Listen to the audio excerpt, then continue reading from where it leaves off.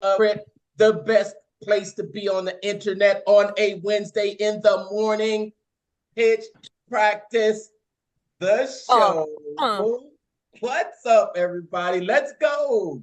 Good morning.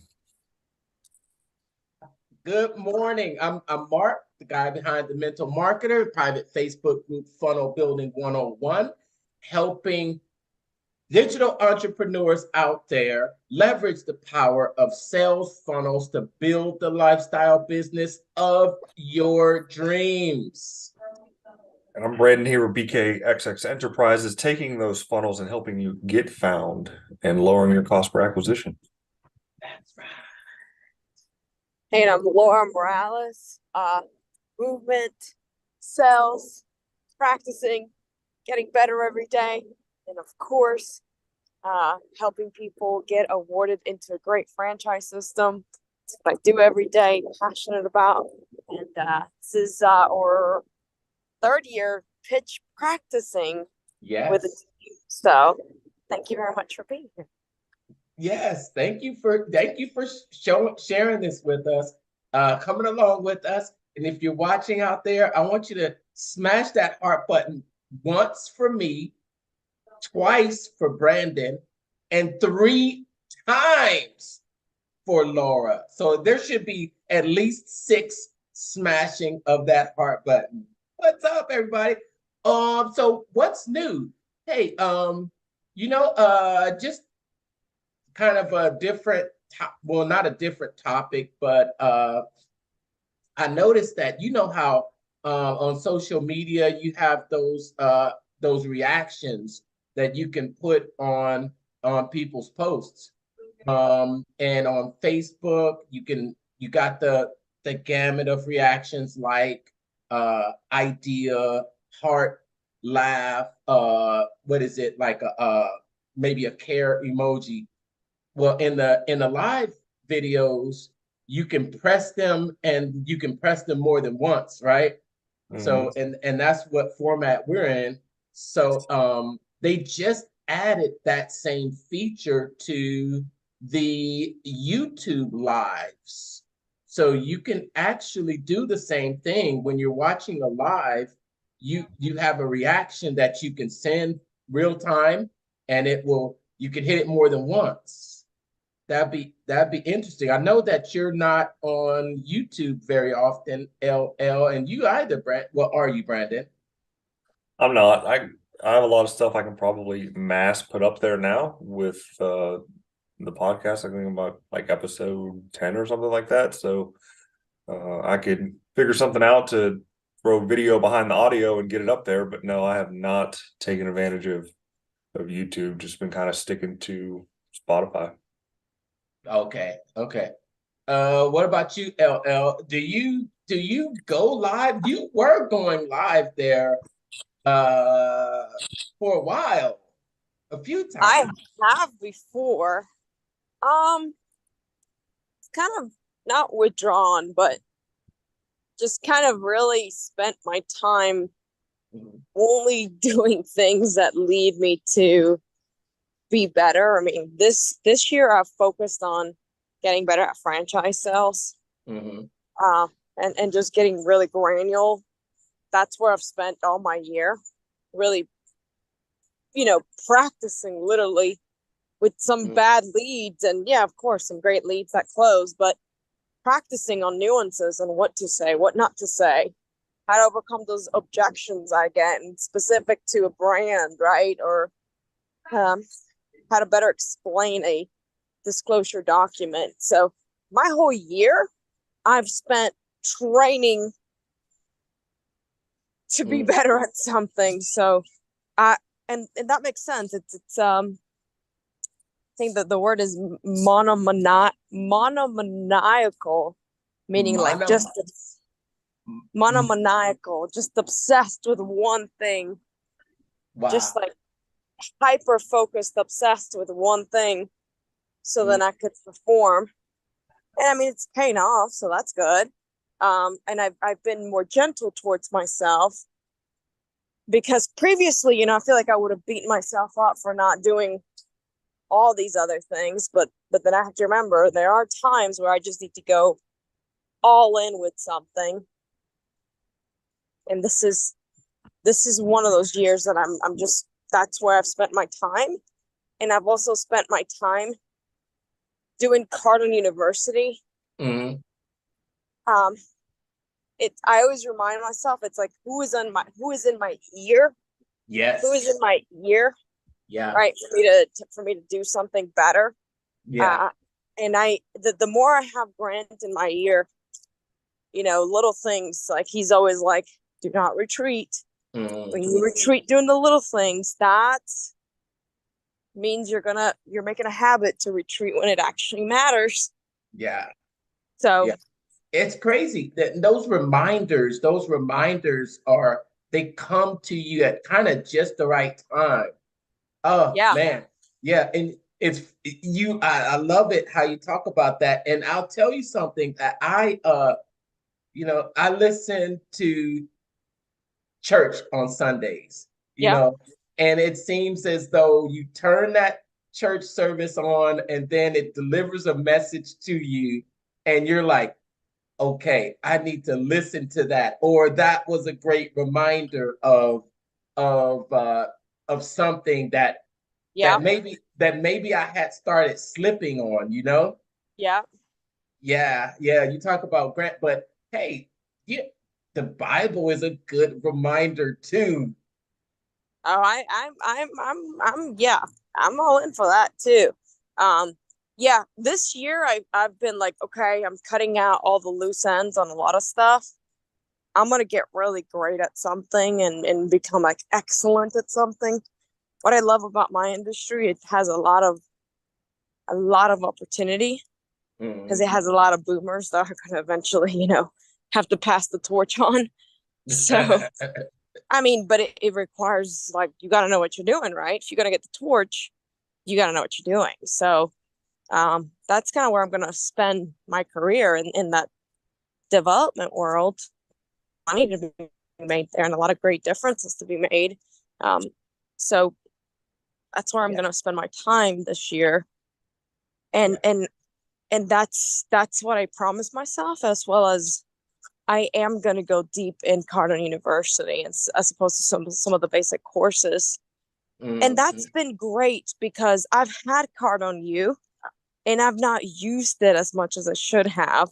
So this year I'm not obsessing about like, oh, I've got to read, 100 books and 100 different things. I'm more like, I just got to go deep into everything I'm in and just keep going deeper and deeper and deeper. So right. So yeah, I hadn't really been on YouTube. Sorry. Oh yeah. Yeah. So what about you, Brandon? Do you realize that our anniversary, the 1 year anniversary is coming up. Do you realize that falls kind of smack dab at the half point of the year? It's right at the smack dab at the half of the year. That means half of the year, 50% of the year is almost here. How's this year been for you so far, Brandon? It's been halfway decent. I've had a couple clients come on, a couple clients fall off. As it goes in the consultant world, the life cycle of them usually aren't too long, and that's where you have to figure out how to keep them longer. It's chugging along. This year is going to be better than last year, and I'm going to look forward to next year being better than this year. So it's just continuous growth. And how I'm going to do it. The secret sauce should just being more present and accountable online, and keep continuing to make the content and following, the principles taught by, Dan, Russell, and Grant, and just dive deep and be a better implementer. And I think that is going to be the key, is the implementation, because I know that is part of the key to success, and my weakest thing. I can't think of the word right now, but I guess my weakest attribute is just in implementation. Yeah. I just want to say that we have we have people that watch us on a regular basis, and when one of us isn't here, you'll see it in the comments. I know you don't see it, Laura, because I don't think you are on Facebook at all. But when Laura's not here, we'll get the comment, "Where's Laura? It's just not the same Hey, without Laura." Or it happened where's once now. It happened once now. no, no, no. No, no, no. It's more. It's been more than once. It, All it right, it's it's less than 5 times. it's someone recently said that you and Brandon aren't the same without Laura. No, I think what happened is you cut off at the end last time. Yeah, yeah. You cut off at the end last time. But yeah, so it's good to see all of us keep going throughout the years. What was I gonna say? Yeah, for me, every at the first of every month, at the beginning of every month, I look at my KPIs. I look at my key performance indicators and how I performed and over the past month. And I keep track of it. And last month, the month of May, it was a slower month, not the slowest month, but it was a slower month for me. And I looked, and it's always directly related to the amount of activity. My activity, my activity is directly related to the growth numbers that I see.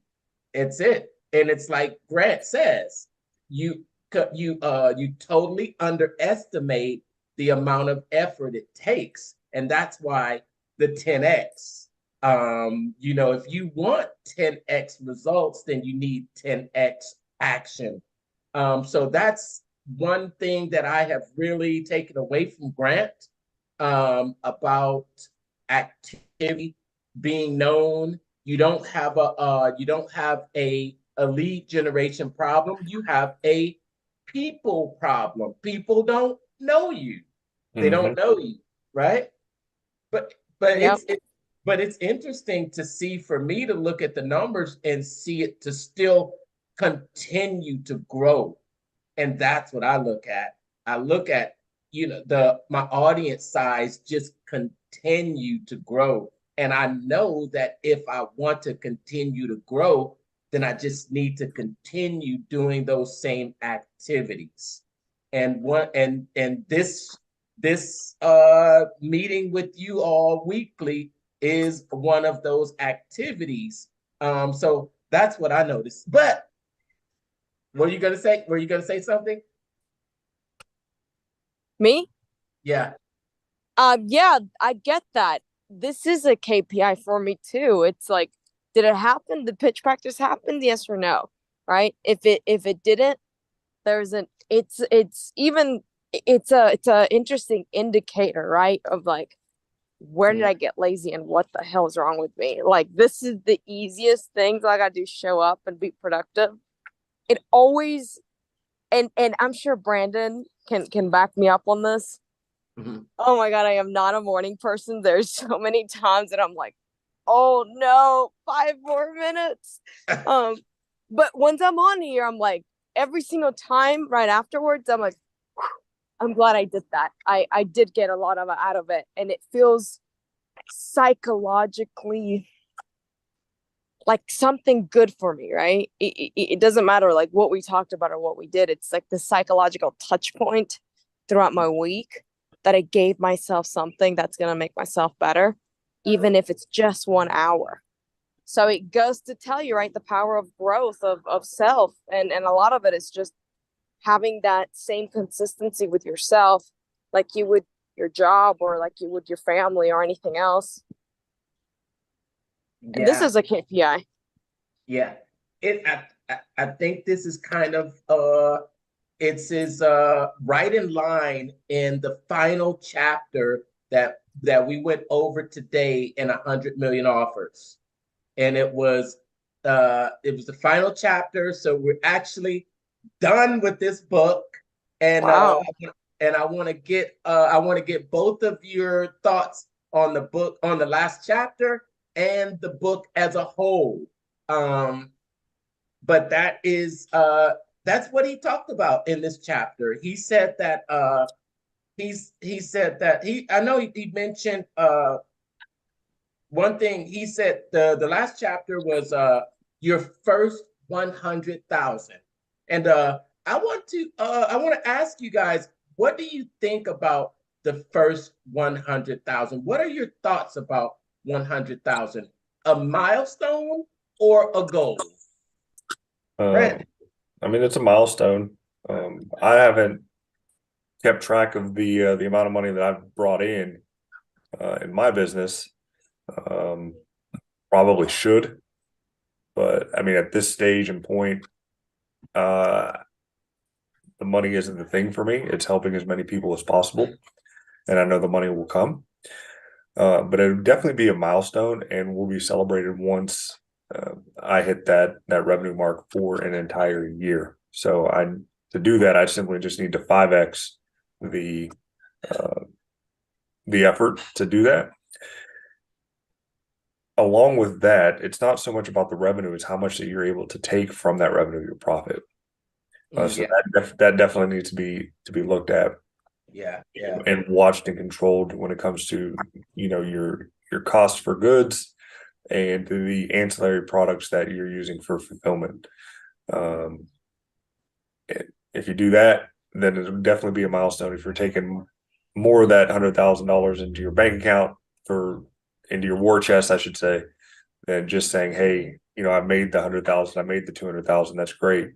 But how much of that is actually left over for you to use to continue to grow? Yeah. I think that one thing I think wording it this way, like the first 100, it almost feels as if he's saying that once you get to the first 100,000, then it's going to be easy after that, and that you can coast after that. What did you think? Did you get that vibe from this chapter? Do you think that, Laura, or did you read something different from how he kind of made it's kind of like you've reached the finish line of 100,000? Yeah, no, I think as you reach the first goal that is arbitrary, why does it have to be 100,000? I mean, why can't it be 10,000 or 20,000 or 100 and or whatever, 13,400? Yeah, like why not be some like arbitrary number? All these are just numbers. So, and it's you have to remember, like, it's not about necessarily money. And I think something that Grant's really taught me, it's not about banking all this money, it's also about connections. One thing I never heard him speak about, which I was always curious about, was how connections have led him to other types of businesses, right? Something that Grant talks a lot about is he's like, do you want $1 billion or 1 billion friends? Yeah. I'm very much of course, right? Who doesn't want all this money? Like, thank God, like I'm all for it. Like, let's roll. But that's true. In a pinch, what if you had a friend that had, exactly what you needed to turn on the funnel? That's better than having all this money laying around. The reason you have money is to get to something. So yes. So what I'm trying to say is, yes, it's great. It's the metric he was keeping up with. It's not the only metric, and it's an arbitrary metric. It could have been any number. It was just the number he chose to signify. He really said a sense of security. He didn't even say the happiness or anything like that. So for him, what he was looking for was for a sense of this extra kind of like security. So with that, security can mean a lot of things for a lot of different people. Right. I think when he made the $100,000, the story that he told was that at the time we could live comfortably off of this for 3 years. 3 years. Yeah. So that was the number that they felt they could live comfortably off of for 3 years. And I think the 100K is more of a symbol. Yeah, exactly. Exactly. it's more of a symbol for that number that makes you feel comfortable. And you said it too. Security. Security. And you know what? I did the math on that exact same number, right? Back when I lived in a different state, and I recently I sold this house now, but because I paid that house off, and because of like how I like operated super frugally, I'm like, okay, it's like $4,600 and something dollars to live here. That's like power, internet, water, insurance, grass, 6 months a year, and food. Well, no, that did not include food. It didn't include food. Okay. It just included living somewhere and making sure like everything was always functioning. Right. So that is an arbitrary number, right? If they need $33,000 to live, I've lived on less before in a year to stack up and to save up. It just depends what you're doing. I'm sure Grant Cardone, he needs $33,000 a minute. Just for the jet fuel, just for the jet to idle. Correct. Right? Correct. So it's a different, everybody has different metrics. Don't get caught up on the number. What he was going for was, okay, what would it looked like his metric was 3 years worth of security for his family. Yeah.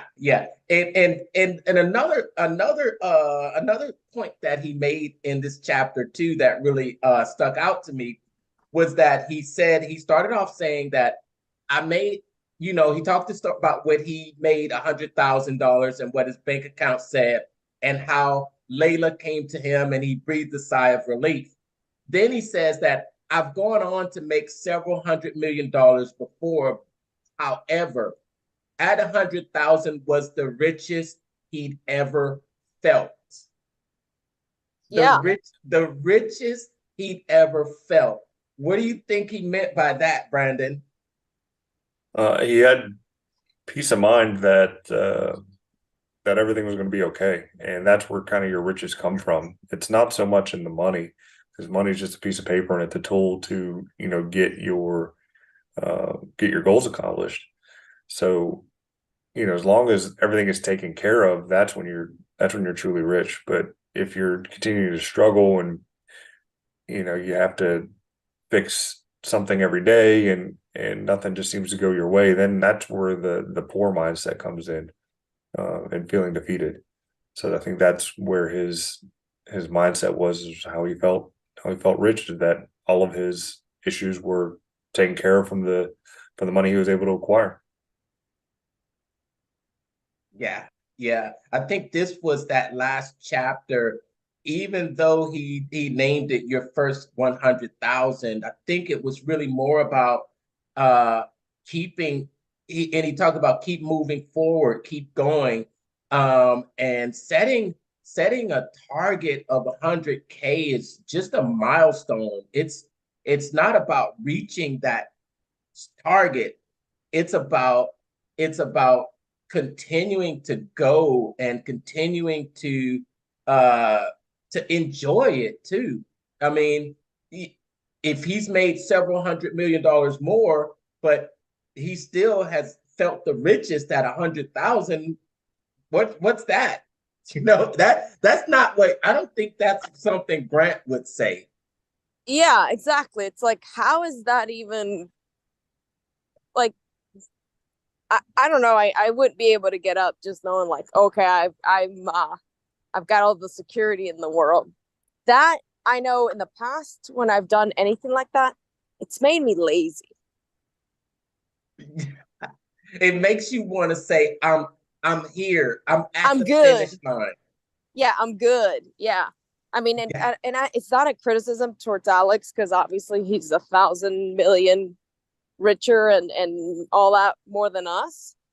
But it just goes to that, like, everybody has a little bit of different values. So I wouldn't get stuck on that specific number. That number was arbitrary. He said we could be good for 3 years. So good. He was looking to be comfortable for 3 years. And I could see that because I know exactly what he was saying, because he didn't really say this. The reason people like him want to be comfortable for a long period of time is so they can take a lot of risk in the marketplace with the rest of their money. That is something he failed to mention. I agree. Right? Because the reason, it's kind of like what Grant says, rent where you live, like lease a car, but spend all your money figuring out how to make money, right? Cash flow, cash flow, cash flow, cash flow. Right. So right. yeah.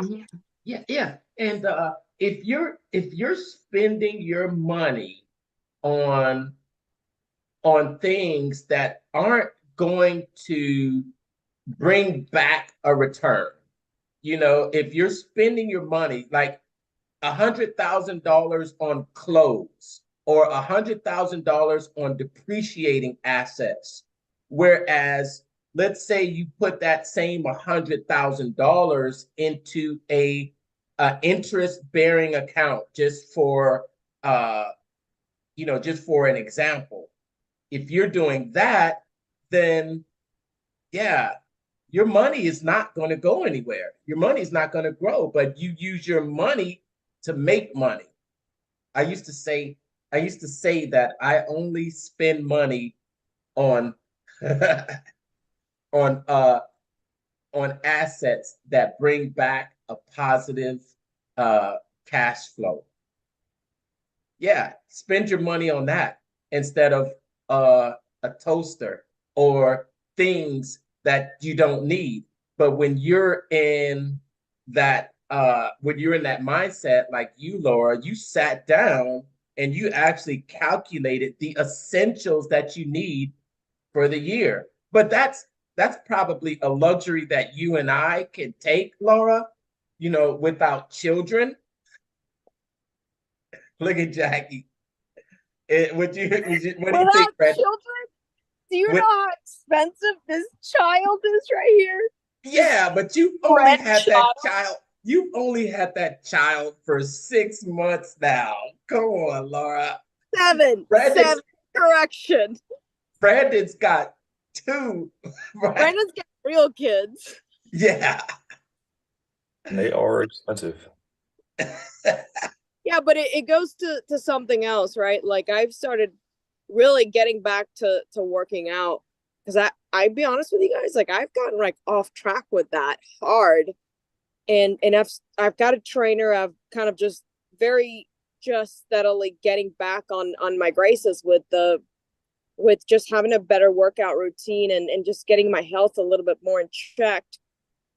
And it goes to that, right? Some of the best moments I've ever felt in my life is, it wasn't necessarily money. It was that I was pushing myself towards my potential, right? That's a better metric than just money. But it goes to like, what do you want to do with the money, right? For me, it's like, well, I want to give a lot of money to my charity, and I want to spend a lot of money on things that make me better. So it goes with that. What do you want to do with your money?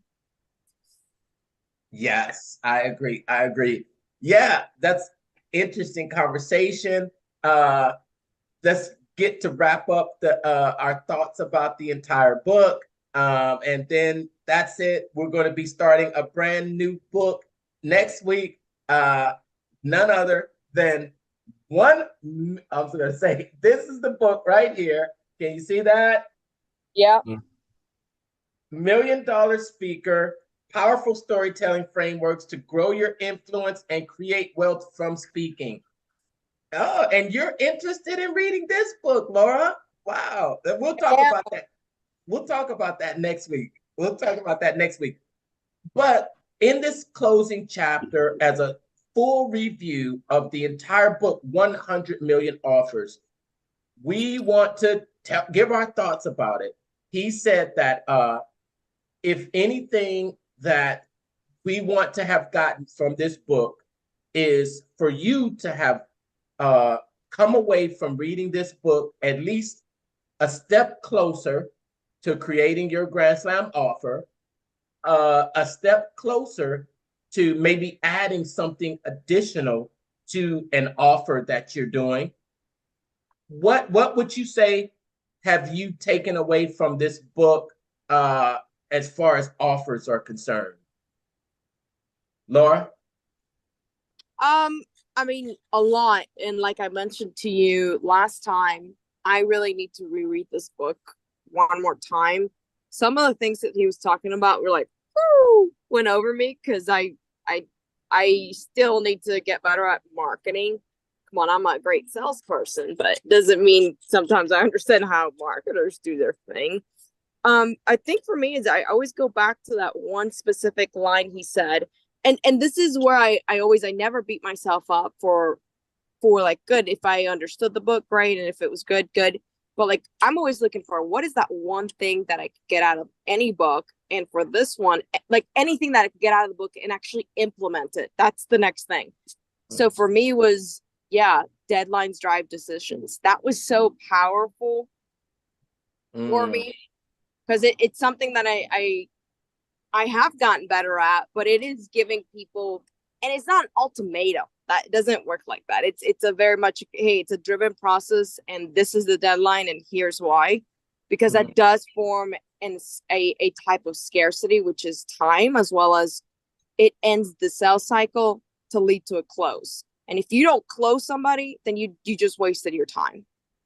Yes, awesome. Scale of 1 to 10. Yeah, I would give it a 8.5. 8.5. All right, Brandon. The biggest takeaway that I had from the book was to make your offer so good that it hurts. There's not many businesses out there that use this philosophy. They're kind of frugal, as they think that money is scarce when it really isn't.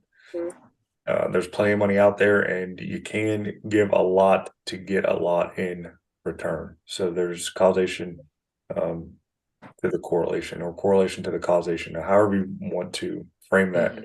So the more you give, the more you get. And that was pretty much my biggest takeaway. Also, there is a hidden chapter of the book. So it's going to be up to you to go find it. Where is it? Read it. Yeah. It's on a site. It's on a site. Okay, well, what's it about? Okay. So so you're gonna make us Google lost chapter of 100 million offers, huh? Yep. And that's going to be your homework before we get into the next book. We won't talk about that book, but we can talk about it off the deal. But yeah, there is a lost chapter. It's pretty good. You're holding out on us, Brandon. I am holding out, making you do the work. But no, it's good. It leads into his next book. So it's a way to get you on his list to then promote his next book. So that's his lead magnet. Oh, that's good. Thanks. I like Alex. He's good. Thanks. And 1 to 10, we need your ranking. I'd give it a 9. Only reason I give it a 9 is because the book itself is ginormous. I mean, it's literally as big as this. It's big, right? Yeah, as big as this printout here, and it's very awkward and cumbersome to read out of. But that's the only reason I knock it down is just his printing format. You can tell it wasn't the most expensive printing choice when he decided to get it published. Cool. My first time reading the book, there have been a lot of buzz surrounding this book. I'd heard a lot of people talking about this book, so I was pretty anxious to get into it and actually be one of those persons to say, I read that book, I read that book. So after reading it, I am glad that I read it. I think my biggest takeaway was really the chapter on scarcity and urgency, and how there's a difference between scarcity as quantity and urgency as time, and understanding those two and how to use both of those in combination, and not just plunking them together. I think that was one of my biggest takeaways from that book, and how even though you want to do scarcity and urgency, you have to show that you're selling out. So you can't do just the scarcity and urgency. People won't care unless they know that you're going to sell out. On a scale of 1 to 10, I'd have to give it an 8. So we're 8, 8.5, and 9. So I guess our pitch practice leader. Why an 8? An 8 because I think it was really good. Lots of storytelling. I loved how it organized and gave you all these different pieces of putting together your offer. But not perfect. Could be better. All right, but that's it. We're about to end this call, and next week we will pick up and see you on Pitch Practice, the show. Bye, everybody. Bye, everybody. Bye, everybody. Go close the deal.